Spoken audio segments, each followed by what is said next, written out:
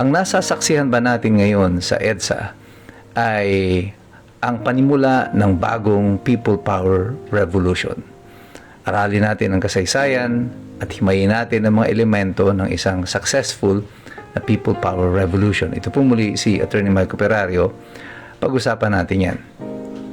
Kanina ngang umaga ay binulaga tayo ng isang rally na pinamumunuan di umano o inumpisahan ng Iglesia ni Cristo.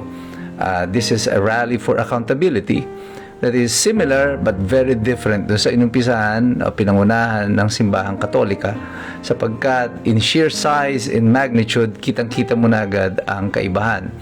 Yung mga dumalo doon sa rally ng sponsored di umano ng White Ribbon Movement, kasama dyan ng mga simbahang Katolika at ilan pang mga organisasyon. Karamihan ay nakita natin mga anti-Duterte at mga nandun sa mga dilawan, mga bahagi ng extreme left. Ito ay inumpisahan ng Iglesia ng Cristo at ngayon sinusuportahan ng mga taga-suporta ni Sara Duterte at ng oposisyon. So ano ang pagkakaiba nito sa mga kaganapan ng mga nakaraang mga rally at bakit ito nagaganap sa kasalukuyan? Well, kagaya ng sinabi ko doon sa isang video ko, I think right now the government is trying to push the envelope a little further.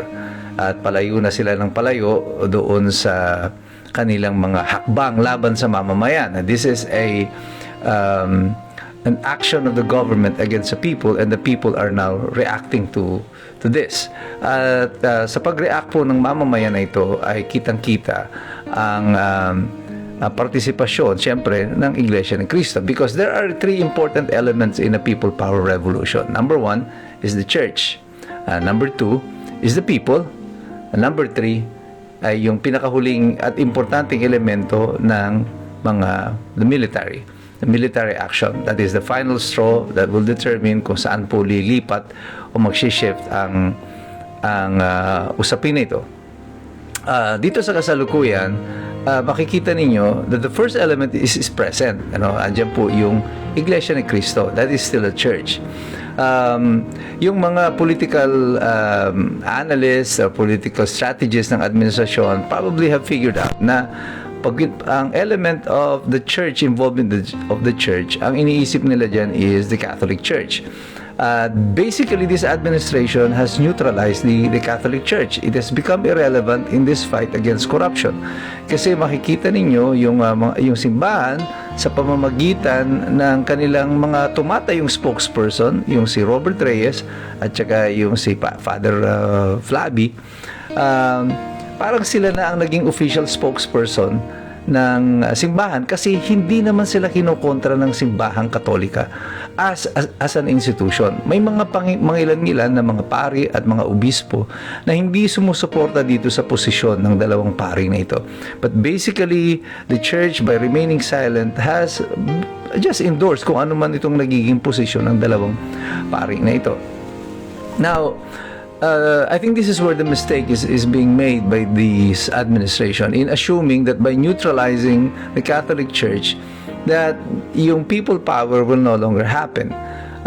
Iglesia ni Cristo is still a church. It is still an element. It is still a force to reckon with. Although the church, the Catholic Church, is much bigger in terms of membership than the Iglesia ni Cristo, the Iglesia ni Cristo is a much bigger organization in terms of command, because they have this command over their members.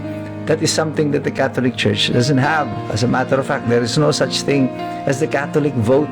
Hindi nga po pwede nakakapag-endorso ang Katoliko, ang simbahang Katoliko, kasi nga hindi naman susunod ang mga miyembro at may sarili silang sinusunod dyan. Sa Iglesia ni Cristo, at least if not 100%, probably more than 80% of the members will follow kung ano yung sinasabi ng kanilang mga pinuno sa simbahan.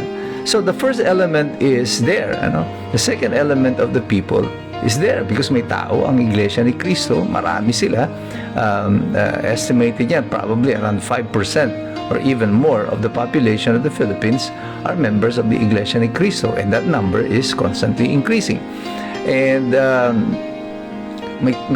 so technically you have around between 5 probably to 10 million Filipinos that can be mobilized, and kasama pa dyan yung mga faithfuls ng Duterte camp, yung mga supporters, yung mga DDS sa tinatawag nila. These are people that are not being paid pero kumikilos ng sarili nila, which is not so pagdating doon sa kampo ng administrasyon, kasi yung mga tao doon parang nasanay na ng bawat kilos mayroong bayad.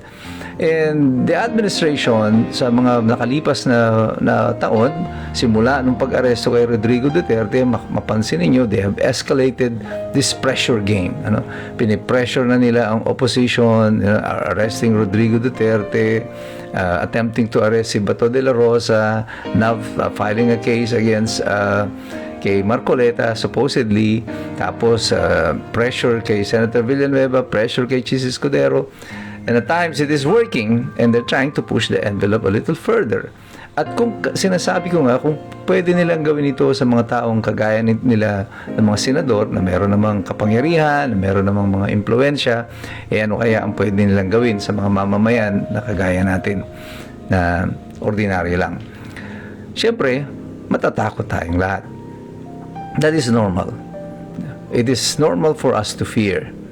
But what we have learned from our experience from Ferdinand Marcos Sr. is that may hangganan ang takot ng mga tao. You can only push the people so far. Meron pong hangganan ang takot na nararamdaman ng mamamayan. Dadating ang panahon na yan na ang takot ng mga tao ay magiging hikbi. Ang hikbi ng mga mamamayan eventually magiging luha, magiging iyak. At ang iyak na yan, magiging tinig. At ang tinig ng mamamayan, magiging panindigan. At pag naging panindigan na yan, ang panindigan na yan, magiging kilos. At ang kilos, ito ang magiging kapangyarihan. And this is where this administration has gravely miscalculated on the Filipino people. Masyado niyong minemenos ang mga Pilipino at inakala na ninyo na dahil sa pang-aabuso, sa kapangyarihan, sa pananakot, sa pagpapakita ng kayamanan ay susunod na ang mga mamamayan sa inyo at kailanman ay hindi na papalag. Sabi ko nga kanina, may hangganan ang takot ng mamamayan, at ang hangganan na yan palapit na ng palapit sa kanyang sukdulan. Kaya tayong lahat, patuloy lamang po tayo sa ating pakikilaho, sa ating pagmamasid, sa ating pag-aaral. Tandaan ninyo, mahirap makialam ng taong walang alam. God bless you. God bless us all. Mabuhay ang Republika ng Pilipinas.